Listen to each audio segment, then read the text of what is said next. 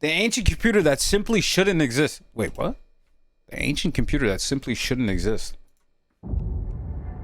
Oh. A merchant ship is on its way to Rome. I love history. It is loaded to the brim with treasure. Just past Crete, it gets into a heavy storm. The 300 tons of cargo make it very heavy, possibly too heavy.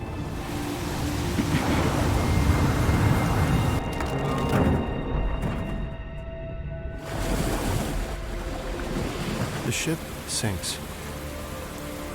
Okay.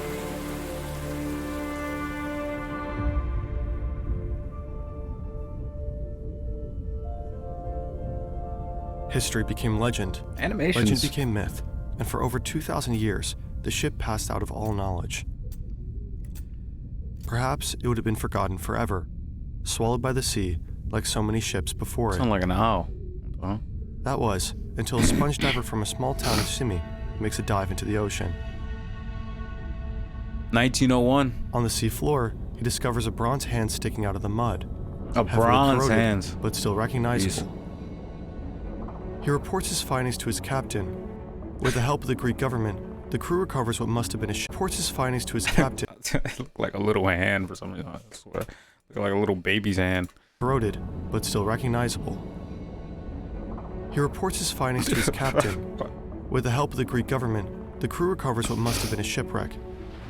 Ancient bronze and marble statues, fragmented pots and vases. It's the largest collection of Greek artifacts ever found. They take everything to Athens. Museum staff are piecing together the artifacts. Oh, we know. Meanwhile, this corroded lump of bronze still sits there, unnoticed. Over the course of the next few months, it dries up and cracks open. Like an egg. The shattered rock reveals something very strange. A large wheel, engraved letters, and a number of smaller gears. It looks like an ancient machine. A sophisticated device that simply should not exist, with a mechanism over 1,000 years ahead of its time. For over a century, archaeologists, engineers, and physicists from all over the world. The thing about this shit, right, is that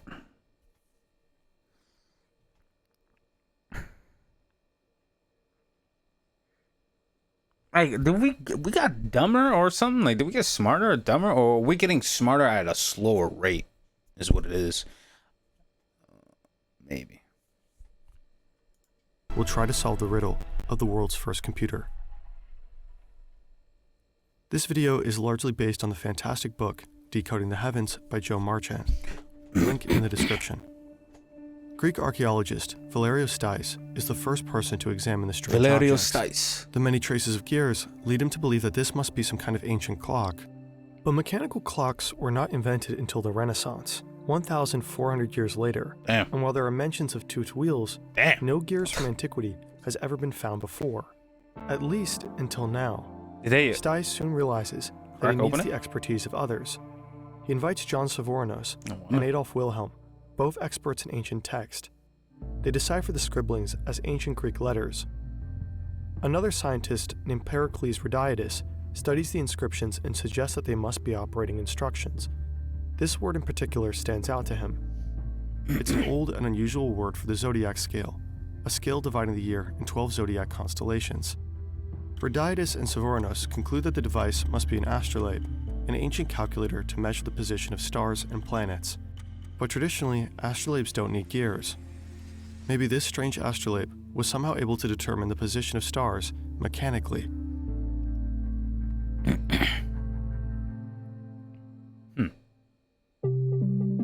1907. In the following years, the fragments are carefully cleaned. Albert Rehm, an expert from ancient languages from Germany, travels to Athens to inspect the device. He discovers another word previously hidden, an ancient Egyptian month in Greek letters. What if, Rehm argues, this machine is able to simulate the movement of celestial objects throughout the year? Celestial objects? Shortly after his discovery, Define celestial work on the objects. Antikythera mechanism stalls. Years pass without any new major breakthroughs. 2 world wars hamper the excitement. The machine survives at the bottom of some storeroom crates, in danger of being forgotten again. Computer technology has come a long way. Today, we don't just study stars or track time mechanically. We can now access and control our most powerful tools, But they had a bunch of, they had the pulley system. This is possible because of services like our sponsor, AnyDesk.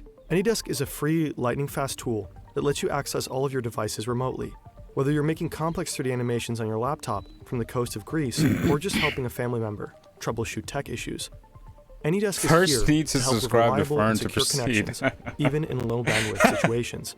The clean interface makes AnyDesk a breeze for anyone to use. It's available for all platforms, from your laptop into your phone, all the way to your grandmother's Windows XP machine. If the Antithecura mechanism would have had an internet connection, maybe it could have run AnyDesk as well. If you want to check out what AnyDesk has to offer, go to anydesk.com/fern and try it for free. Fast forward to 1953, a new generation of divers is in the waters near Antithecura. Among them, Jacques Cousteau, filmmaker and pioneer. Thanks to him, diving gear went from this to this. Divers can go much deeper now. There are many stories of treasures that fell over the cliff beneath the wreck site. They were out of reach for the sponge divers back then, but not for Cousteau and his crew. After days of searching, they find something buried under a thick layer of sand.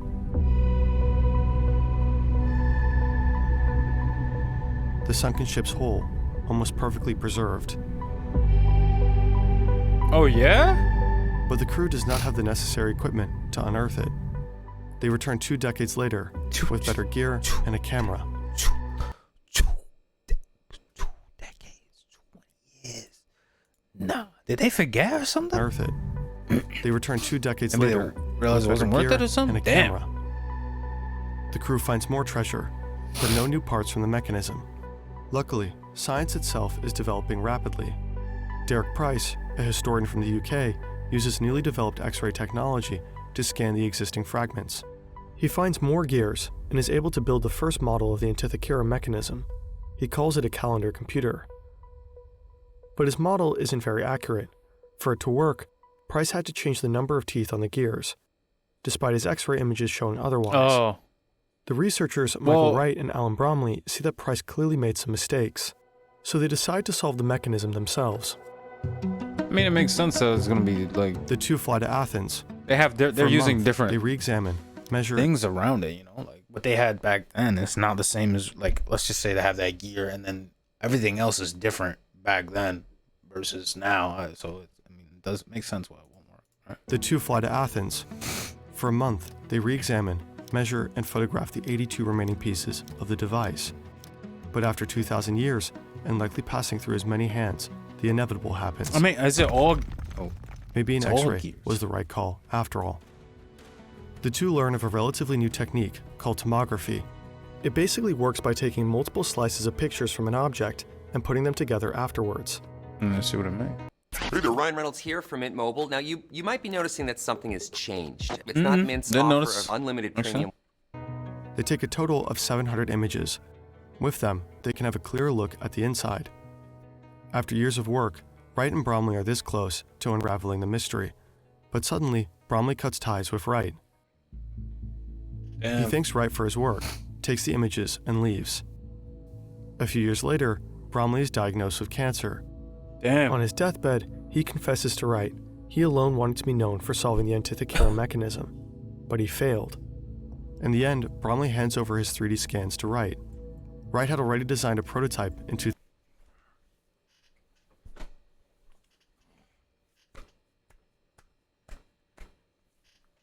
He left to save himself, and those 2 years that he left, they could have solved it.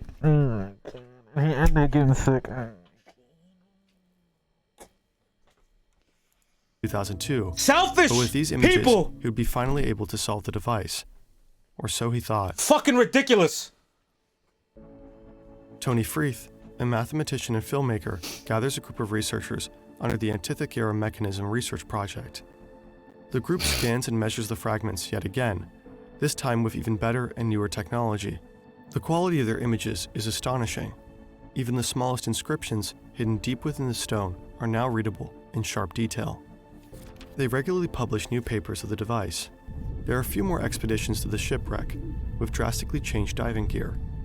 But again, no one can find new pieces of the mechanism on the seabed. In 2021, Freeth and the others are finally able did they put it together to see what kind of machine to put together all the pieces of the puzzle. But they are able to combine all what would they even use that for in the past? They made gears, which is crazy. Which is crazy to think about. Because like did somewhere along the line did progression stop or something? Like what happened? I don't. All the evidence of the last century in one machine. So we still use gears to this day. The mystery of the world's oldest computer is finally solved. A little solved. bit more advanced, which... So, what does it do?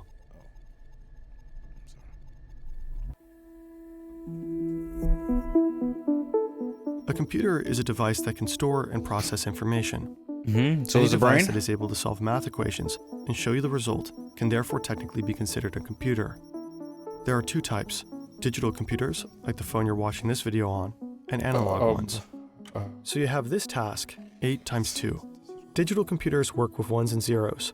To solve the task, it first needs to translate the numbers in binary, 1000 times 0010. One way to multiply the numbers would just be to multiply the individual numbers one by one and add the individual results, just like in school. Translate the number back to decimal, and there's your individual. To multiply the numbers would just 1000. To solve the task, it first needs to translate the numbers in binary, 1000. That's why I wouldn't know. One way to multiply the numbers would just be to multiply the individual numbers one by one and add the individual results, just like in school.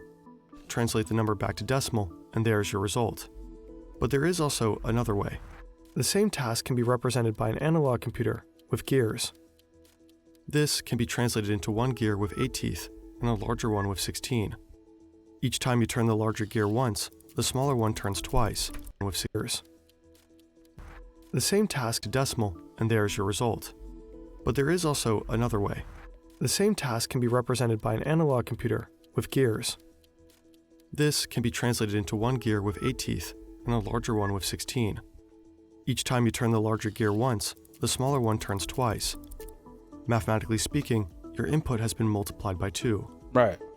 This is basically what clocks do, transforming seconds into minutes and minutes into hours. This is also what the Antikythera mechanism does, only that it's much more complex. The device originally sat in this wooden box. It had a handle on the side to control the complex internal mechanism. These gears move a series of pointers at the front and back. The ancient Greeks believed the Earth was at the center of the universe. That's why Earth sits right in the middle. Around it orbits the moon, as well as the sun and the 5 planets that were known at the time. Some depth. Not sure there are also rings for the Egyptian months and dates with its respective zodiac. Additionally, the front is full, with step-by-step instructions on how to use it.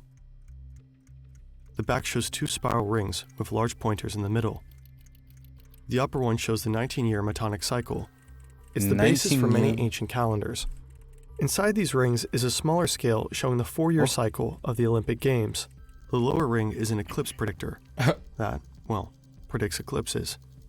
The Antikythera mechanism is a complex that, of the Olympic calendars. Inside these rings is a smaller scale showing the 4-year cycle of the Olympic Games. The lower ring is an eclipse predictor that, predicts eclipses. Lower ring? Is it this? The Antikythera mechanism is a complex simulation of the cosmos. Pick any day. The machine shows you where the moon stood, which star constellation was rising, or when the next eclipse was coming. This is all this in a wooden case as large as a book. Big size. Perhaps it was used by astronomers or by teachers.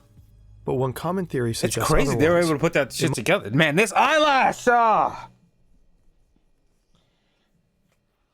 Jeez. Relax. Most likely wasn't a tool. It was probably a luxury toy. A very impressive and also very expensive piece of tech for anyone who can afford it. Okay. This is the lower ring. Okay, this is the metatonic cycle thing. Whatever. And also very expensive piece of tech for anyone who can afford it. Some suggest it might have been used to cast horoscopes. It's crazy. They're able to. What is a proper word? I was gonna say tally, but not tally. More like tell time. Honestly, The ancient Greeks, like strangely many people today, believed in astrology. The idea that the position of the stars and planets at your birth have an influence on your life. That's mad advanced when you think about it. Because we didn't bottle it down to have a device tell us the time. Oh, I guess it's the same thing. Oh, shit. Say you want to know what Mercury was doing when you were born? Today, you just Google it. In ancient Greece, you need an astronomer at the time of your birth to write down the exact constellations. Otherwise, this information would be lost. With the Antikythera mechanism, you could set it to your birthday, only to realize that Mercury was in retrograde. Over 2,000 years ago, some wealthy owner took the device with him on a trip to Rome. But he never reached his goal. The Antikythera mechanism is a technological masterpiece that no one would have thought possible at the time. There is a slight catch, however. The device actually sucked. It wasn't very accurate. That's what I thought. There's something. Oh, excuse me. There's something with it. It was because being able to set it for specific things is not something that you'd be able to do, right? Ancient Greeks didn't have the scientific tools to measure the universe like we do. They mostly looked up at the sky for a very long time, wrote down what they saw, and developed theories about the universe. When you look God. at Mercury long enough, you realize something very strange. At first, Mercury becomes slower and slower.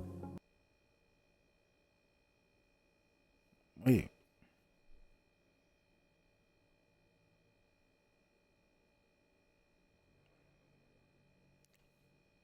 So all that happened was we just refined the tech. That's it.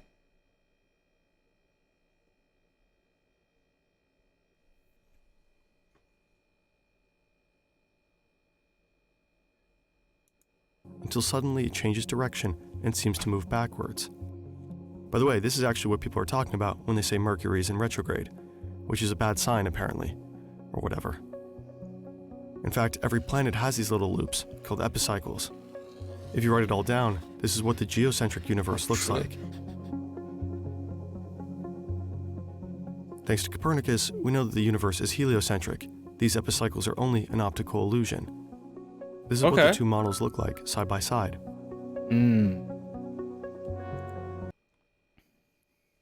Yeah, we just refined this shit. That's it. Translating the geocentric model into the right gears is an incredibly... I mean, I guess because it's already accurate. It doesn't need to change or add anything new. That makes sense. Why? We just refined it.